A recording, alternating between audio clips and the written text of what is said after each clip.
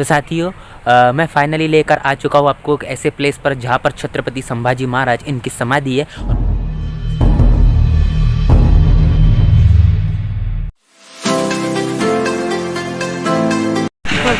तो साथियों आज है चौथा दिन मतलब 4 जनवरी और आज हम जा रहे हैं छत्रपति संभाजी महाराज इनके समाधि स्थल पर और वहाँ जाकर जो भी ऐतिहासिक चीज़ें हैं वहाँ पर आपको शेयर करने वाला हूँ और काफ़ी सारी चीज़ें वहाँ पर इन्फॉर्मेशन दूँगा। और साथ ही आपने चैनल को सब्सक्राइब नहीं किया, चैनल को सब्सक्राइब कर दीजिएगा और बेल आइकन को प्रेस कर दीजिएगा और ये ब्लॉग को भी कंटिन्यू करते हैं।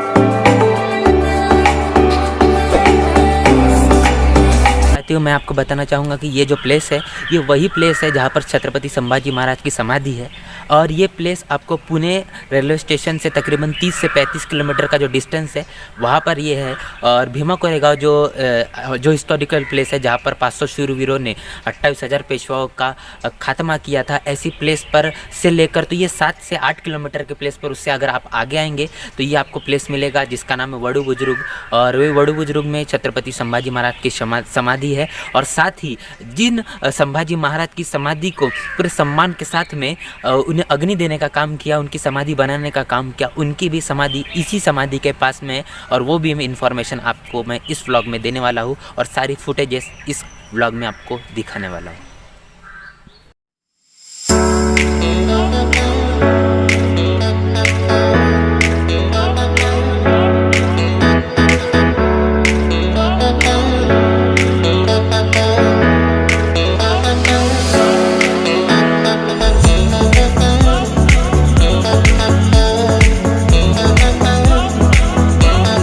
तो साथियों ये बात सबसे इम्पोर्टेंट ये है कि छत्रपति संभाजी महाराज एक साधारण राजा नहीं थे, वो इतने बलशाली इतने बुद्धिमान राजा थे। अगर हम कंपैरिजन करें तो छत्रपति संभाजी महाराज छत्रपति शिवाजी महाराज से भी कई गुना होशियार और कई गुना ताकतवर, बलशाली और सभी तरीके से निपुण थे, ऐसा हम कह सकते हैं। बहुत ही छोटी उम्र के अंदर में छत्रपति संभाजी महाराज साथियों तकरीबन 14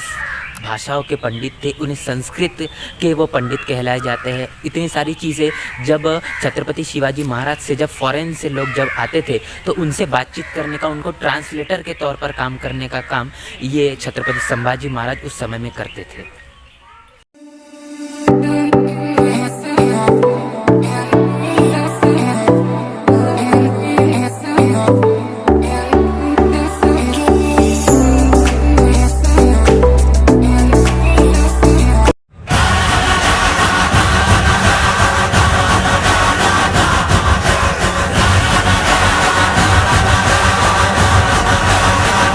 तो साथियों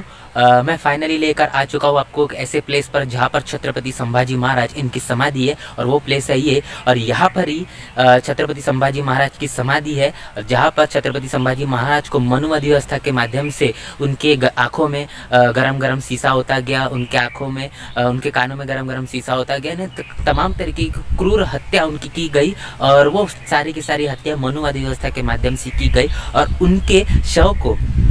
जो है उनके टुकड़ों को इकट्ठा कर उन्हें सील कर पूरे सम्मान के साथ में यहाँ पर उनको समाधि दी गई थी। और वो किनों की आखिर वो समाधि किसने दी अगर और वो उनका नाम क्या है, उनकी समाधि कहाँ पर है, वो भी चीज़ें आपको इस व्लॉग में आपको दिखाने वाला। साथियों यहाँ पर आकर मुझे बहुत ही ज़्यादा अच्छा लग रहा है और उम्मीद है कि यहाँ पर ये व्लॉग आपको देखने के बाद में आपको की बहुत बड़ी इंस्पिरेशन यहाँ से मिलने वाली है।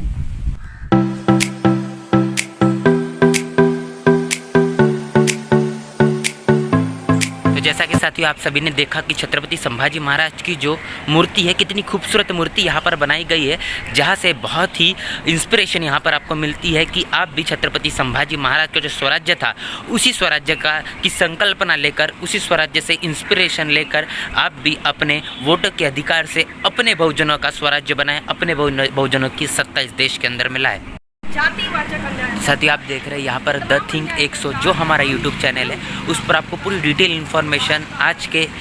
जो संभाजी महाराज का हमारा जो विजिट था उनकी समाधि को लेकर उसको पूरी जानकारी आपको द थिंक 100 ये हमारे यूट्यूब चैनल पर मिलेगा, जिसका लिंक मैं डिस्क्रिप्शन में देने वाला हूँ। जब संभाजी महाराज की समाधि को लेकर हम यहाँ की इन्फॉर्मेशन के बारे में अगर जब जानने के लिए गए तो हमको इतनी सारी इन्फॉर्मेशन मिली, लेकिन उसमें से अगर हम देखें तो इसका सही मायने में जिसको क्रेडिट जाना चाहिए उनको क्रेडिट नहीं जाते हुए ये क्रेडिट और किसी दूसरे व्यक्तियों को जा रहा है, जो कि एक तरीके से देखा जा सकता है कि जितना इंपॉर्टेंट होना चाहिए उतना इंपॉर्टेंट हमको हिस्ट्री में कहीं ना कहीं वो नहीं मिलता। तो साथियों आपको मैं बताना चाहता हूँ कि छत्रपति संभाजी महाराज की यहाँ पर जो समाधि है और इस समाधि को लेकर जब इन्फॉर्मेशन की अगर बात करें, जब हमने इन्फॉर्मेशन लेने की कोशिश की तो हमको दिखाई दिया कि हमने जब किताबों में पढ़ा तो वहाँ पर लिखा हुआ था कि इसको समाधि को बनाने वाले जो लोग थे वो गोविंद गायकवाड़ थे। और यहाँ पर अगर हम देखें तो यहाँ पर हमको किसी और का ही नाम नज़र आता है। तो ये की बात है साथियों कि इस देश के अंदर में जो मनुवाद है वो इतना हावी हो चुका है कि हमारे इतिहास को वो क्रूर कर, हमारे इतिहास को विकृत कर कर वो बार बार बदलना चाहता है। और इसका जो क्रेडिट है जो सही मायने में जिन्हें मिलना चाहिए था वो न मिलते हुए वो मनुवादियों को उसका क्रेडिट देना चाहते हैं। तो साथियों बहुजन समाज का यह काम होना चाहिए कि अपने सच्चे इतिहास को जाने और सच्चे इतिहास को जानकर इस देश के अंदर में समतामूलक समाज का निर्माण करने के लिए हमारे इतिहास को जन जन तक के पहुँचाए। साथियों आप मेरे पीछे ये जो समाधि देख रहे हैं ये वही समाधि है जो छत्रपति संभाजी महाराज की समाधि जिन्होंने बनाई, जिनका नाम गोविंद गोपाल गायकवाड़ था। और इन्होंने छत्रपति संभाजी महाराज की समाधि बनाई और संभाजी महाराज के एकदम अपोजिट में ही उनकी ये समाधि यहाँ पर बनाई। तो साथियों अभी मैं आप सभी को लेकर चल रहा हूँ जहाँ पर छत्रपति संभाजी महाराज की समाधि जिन्होंने बनाई उनके समाधि के पास में, और उसके फुटेज दिखाकर उसके बारे में फिर इन्फॉर्मेशन देने वाला हूँ।